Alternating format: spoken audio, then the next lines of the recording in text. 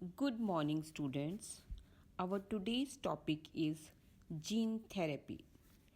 Gene therapy is a collection of methods which allows correction of a gene defect that has been diagnosed in a child or in embryo. Hence, genes are inserted into a person's cells and tissues to treat a disease. Gene therapy क्या है? इसमें उस child या embryo में new gene डाला जाता है जिसकी उसमें डिजीज़ के अगेंस्ट उसके लिए न्यू जीन उसकी बॉडी में डाला जा रहा है. उसकी जीन थेरेपी मीन्स उसकी जीन में कुछ चेंजेस लाई जा रही हैं. Correction of a genetic defect involves delivery of a normal gene into the individual or embryo to take over the function of and compensate for the non-functional gene. इसमें एक gene से person की body में add किया जाएगा ताकि जो उसकी बॉडी में नॉन फंक्शनल जीन है उसको वो कंपनसेट कर सके, अब उसमें प्रोडक्शन हो पाए. The first clinical gene therapy was given in 1990 to a 4-year-old girl with adenosine deaminase deficiency. This enzyme is crucial for the immune system to function. ADA हमारी बॉडी में इम्यूनिटी प्रोवाइड करता है. अगर इसकी deficiency हो जाएगी तो person का इम्यून सिस्टम वीक हो जाएगा. The disorder is caused due to the deletion of the gene for adenosine deaminase. In some children, ADA deficiency can be cured by bone marrow transplantation. In others, it can be treated by gene replacement therapy. इसको cure करने के दो तरीके हैं, या तो bone marrow transplantation कर दीजिए या फिर enzyme replacement therapy. Enzyme replacement therapy में जो ये एडीए जीन जो एंजाइम बनाता है उसी एंजाइम को बॉडी में इंसर्ट कर दिया जाए, वो बॉडी में रेगुलर उस एंजाइम को दिया जाए. और या फिर बोन मैरो ट्रांसप्लांट में कुछ चेंजेस ला जाए, बोन मैरो में वो सेल डाल दिए जाएं ताकि वो पर्सन को की वो डेफिशिएंसी दूर हो जाए. In which functional ADA is given to the patient by injection. इसमें जो एंजाइम रिप्लेसमेंट थेरेपी में जो कुछ फंक्शनल एडीए मीन्स जो है एंजाइम है वो पर्सन में बाय इंजेक्शंस इंसर्ट किया जाता है. But the problem with both these approaches is that they are not completely curable. क्या होता है कि जो in the first step towards gene therapy जो lymphocytes हैं हमारी बॉडी में इम्यूनिटी प्रोवाइड करने का काम lymphocytes कर रहे हैं. lymphocytes का एक पीरियड है, वो कुछ टाइम तक के लिए ही लाइव रहते हैं, उसके उनका लाइफ पीरियड बहुत स्मॉल है, कुछ डेज का ही है. तो ये एक परमानेंट क्योर नहीं है. अगर हम किसी बोन मैरो में लिम्फोसाइट्स भी ऐड कर दें तो वो एक परमानेंट क्योर नहीं है, क्योंकि उसको कुछ टाइम के बाद कुछ मंथ्स में वो फिर ख़त्म हो जाएंगे. At the first step towards a gene therapy, lymphocytes from the blood of the patient are grown in a culture outside the body. A functional A complementary DNA using a retroviral vector, using a vector is then introduced into these lymphocytes, which are subsequently returned to the patient. इसमें patient के lymphocyte में हमने वो ADA का gene डालकर उसकी body में insert कर दिया, पर क्योंकि वो लिम्फोसाइट की लाइफ ही कुछ टाइम के लिए है तो कुछ टाइम तक वो एंजाइम प्रोड्यूस करेगा. उसके बाद हमें फिर उसकी बॉडी में उन लिम्फोसाइट्स को ट्रांसफ़र करना पड़ेगा. As these cells are not immortal, उनकी एक लाइफ पीरियड है, जल्दी उनका डेथ हो जाएगा. The patients require periodic infusion of such genetically injured lymphocytes. ऐसे पेशेंट्स को रेगुलरली जेनेटिकली इंजीनियर्ड लिम्फोसाइट्स को उनकी बॉडी में डालना पड़ेगा. But however if the gene isolated from the marrow cells producing ADA is introduced into cells at early embryonic stage, it could be a permanent cure. पर अगर यही कुछ sales को जो एम्ब्रियो स्टेज में ही जब वो एम्ब्रियो है उसकी बॉडी के लिम्फोसाइट्स में अगर हम एडीए का जीन डाल दें तो वो एक परमानेंट क्योर बन सकता है. इसमें जीन थेरेपी में क्या है, दो तरीके हैं, या तो बोन मैरो ट्रांसप्लांट करवा दीजिए या फिर enzyme therapy, enzyme replacement therapy. Enzyme replacement therapy में उस एंजाइम का इंजेक्शन रेगुलर इंटरवल पे देना पड़ेगा और बोन मैरो ट्रांसप्लांटेशन में अगर वो एडल्ट में हो रही है तो उसको बार बार उसके बोन मैरो में वो लिम्फोसाइट्स डालने पड़ेंगे, क्योंकि लिम्फोसाइट्स का कुछ टाइम पीरियड है, लाइफ है, उसके बाद वो उनकी डेथ हो जाएगी। तो हमें उस पर्सन में बार बार उन लिम्फोसाइट्स को डालना पड़ेगा। पर परमानेंट क्योर क्या है कि अगर किसी एम्ब्रियो में ही उसके लिम्फोसाइट्स निकाल कर उसमें एडीए का जीन डाल दिए जाएं और उसको फिर बोन मैरो में डाल दें तो ये एक परमानेंट क्योर होगा। Next is molecular diagnosis. You know that for effective treatment of a disease, early diagnosis and understanding its pathophysiology is very important. Pathophysiology means the working of that pathogen. Using conventional methods of diagnosis like urine test, serum test, analysis, etc., early detection is not possible. Urine test से या serum blood test से हम बहुत जल्दी किसी disease का पता नहीं लगा सकते, क्योंकि जब तक वो एंटीजेंस को पैथोजेंस को बढ़ने में कुछ टाइम लगेगा, अर्ली स्टेजेस पे उसका डिटेक्शन नहीं हो पाएगा। रिकॉम्बिनेंट डीएनए टेक्नोलॉजी और PCR polymerase chain reaction and enzyme linked immunosorbent assay, that is ELISA, learn the full name, enzyme linked immunosorbent assay, are some of the techniques that serve the purpose for early diagnosis. अगर हम किसी disease का early पता लगाना चाह रहे हैं तो उसके लिए पीसीआर है या एलिसा टेक्निक्स हैं जिससे कि हम उसका जल्दी पता लगा सकते हैं।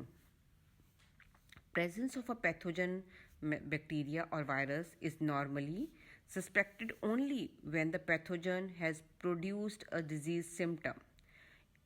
पैथोजन का तभी पता चलता है जब उसके सिम्टम्स हमारी बॉडी में आ जाएंगे, पर सिम्टम्स आने में भी कुछ टाइम लगेगा।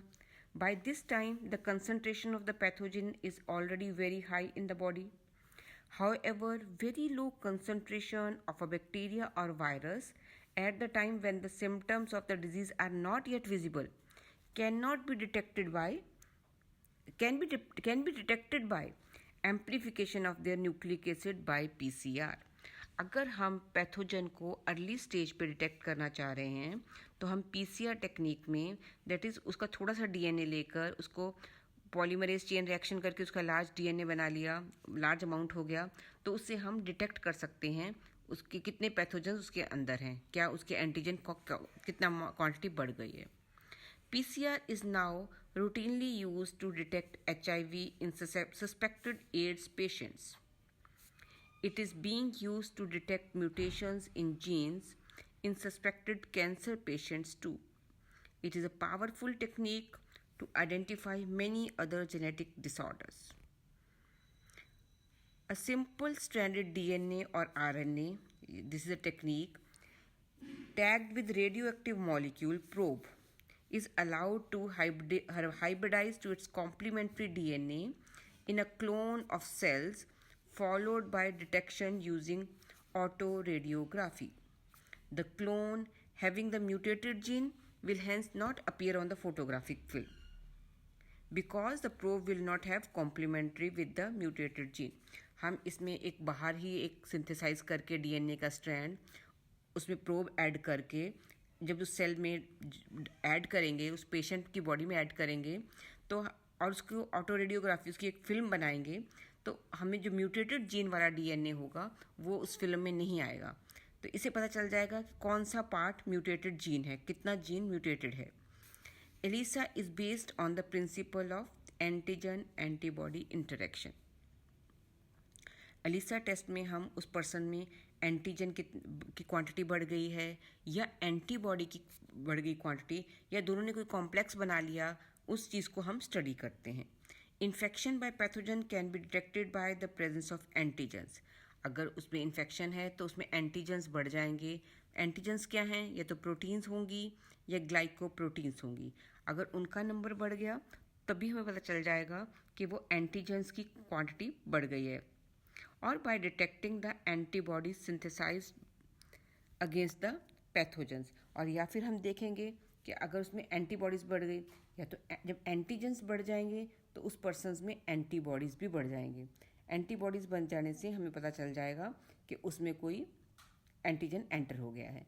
सो by ELISA technique or by PCR, polymerase chain reaction, we can check the any antigen or any pathogen which is in the body. Transgenic animals. Animals that have had their DNA manipulated to possess and express an extra gene or a foreign gene are known as transgenic animals. वो animals जिनमें बाहर से कोई gene add कर दिया जाए वो transgenic animals कहला रहे हैं. So let us try and explore some of the common reasons why these animals are created. First is to normal physiology and development. Transgenic animals can be specifically designed to allow the study of how genes are regulated and how they affect the normal functioning of the body and its development. Transgenic animals में हम study करते हैं कि उन डालने से उनकी body में क्या फंक्शन आ रहा है, कैसी उनकी डेवलपमेंट हो रही है, ये सब हम ट्रांसजेनिक एनिमल्स में स्टडी कर सकते हैं. नेक्स्ट है to study the disease. Many transgenic animals are designed to increase our understanding of how genes contribute to the development of disease. उनके अंदर हम डिजीज़ को स्टडी कर सकते हैं. देन या कुछ एक एक्स्ट्रा जीन डालने से या जीन को निकाल लेने से कौन सी डिजीज़ और उसे कैसे क्या प्रोसेस आता है, क्या सिम्टम्स आते हैं, उसको हम स्टडी कर सकते हैं. Next is biological products. Transgenic animals that produce useful biological products can be created by the introduction of the portion of DNA or gene which codes for a particular product. हम transgenic animals में वो gene add कर सकते हैं जो हम उसे वो प्रोडक्ट चाह रहे हैं. अपनी रिक्वायरमेंट का प्रोडक्ट हम एक जीन ऐड करके एनिमल में उससे ऑब्टेन कर सकते हैं. In 1997, the first transgenic cow named Rosie produced human protein enriched milk that is 2.4 gram per liter. तो इस तरह से हम किसी एनिमल में ट्रांसजेनिक जीन ऐड करके अपनी रिक्वायरमेंट के अकॉर्डिंगली प्रोडक्ट ऑब्टेन कर सकते हैं. Vaccine safety. Transgenic mice are being developed for use in testing the safety of vaccines before they are used on humans. तो ट्रांसजेनिक एनिमल्स को हम वैक्सीन की सेफ्टी के लिए भी चेक कर सकते हैं. Chemical safety testing. Transgenic animals are made that carry genes which make them more sensitive to toxic substances than non-transgenic animals. कोई भी हम नया केमिकल पहले हम इन ट्रांसजेनिक एनिमल्स में स्टडी करते हैं क्योंकि बहुत सेंसिटिव हैं, ये उसका रिजल्ट बहुत क्लियरली शो कर देते हैं. तो हम इन ट्रांसजेनिक एनिमल्स को किसी केमिकल की टेस्टिंग के लिए यूज़ कर सकते हैं. Next is ethical issues. Ethical issues क्या है? क्योंकि ह्यूमंस तो अपने अकॉर्डिंगली इन सबको चेंजेस ला रहा है, तो इस पर कंट्रोल करने के लिए कुछ ऑर्गेनाइजेशंस बनाई गई हैं. और क्या इथिकल इश्यूज़ हैं? The manipulation of living organisms by the human race can not go on any further without regulation. कुछ तो उनके ऊपर कंट्रोल होना पड़ेगा. Some ethical standards are required to evaluate the morality of all human activities that might help or harm living organisms. तो कुछ standards रखे गए हैं ताकि हम ह्यूमंस अदर एनिमल्स को ज़्यादा हार्म ना पहुंचाए. किस लेवल तक उनको काम उन पे प्रोडक्ट पे काम करना है, ट्रांसजेनिक एनिमल्स पे एक स्टैंडर्ड रख दिया है ताकि ज़्यादा एनिमल्स को परेशान ना तंग ना किया जाए. Therefore, the Indian government has set up organizations such as GEAC. Learn the full form. G means Genetic Engineering Approval Committee. This is an organization which controls all such issues, will make decisions regarding the validity of GM research and safety of introducing GM organisms for public services. ये organisation है जो कि इस यहाँ पे research कितनी करनी है किसी जेनेटिकली मॉडिफाइड ऑर्गेनिज्म पे और उसके प्रोडक्ट्स को कैसे पब्लिक की हेल्प के लिए देना है, कितना इस पे प्रोड्यूस करना है. उन ऑर्गेनिज्म से कौन से बाय प्रोडक्ट्स को हम पब्लिक के यूज़ में दे सकते हैं। ये सारा हमने GEAC जो एक ऑर्गेनाइजेशन है वो इसको स्टडी करेगी। And on the last page, biopiracy. What is biopiracy? It is the term used to refer to the use of bioresources by multinational companies and other organizations without proper authorization from the countries and people concerned without compensatory payment. Biopiracy क्या है? कुछ products जो हमारे India के हैं उनको कोई और मल्टीनेशनल कोई नेशन ले जाए और उसको अपना पेटेंट करवा ले, ये बायोपायरेसी है। हमारे यहाँ का प्रोडक्ट हो पर कोई बाहर का ऑर्गेनाइजेशन या मल्टीनेशनल कंपनीज उसको ले जाकर उसको पेटेंट करवा ले कि हमने उसको डिस्कवर किया है, दैट इज़ बायोपायरेसी। जैसे कि मान लीजिए हम अभी टर्मरिक है, वो हमारा इंडिया का है पर फॉरेन कंपनीज उस पर ही कुछ प्रोडक्ट बना के उस पर पेटेंट ले लें, that is biopiracy. There has been growing realization of the injustice, inadequate compensation and a benefit sharing between developed and developing countries. Developed countries क्या है? वो डेवलपिंग कंट्रीज से कुछ ऐसी चीज़ें ले जाकर उनके अपना पेटेंट करवा रहे हैं। तो इसलिए क्या है, ये इनजस्टिस हो रहा है डेवलपिंग कंट्रीज के साथ में। Therefore, some nations are developing laws to prevent such unauthorized exploitation of their bioresources and traditional knowledge. तो इसलिए कुछ नेशंस कंट्रीज़ अपने यहाँ लॉज बना रहे हैं ताकि इस तरह की बायोपायरेसी को रोका जा सके। जैसे बासमती है, वो इंडिया का कंसिडर किया जाता है पर USA कंपनी ने उसको अपना पेटेंट ले लिया। तो ऐसी कुछ चीज़ें हैं जो कि बायोपायरेसी में आएंगी। I hope this is clear. With this, our chapter biotechnology and its application is complete. Thank you.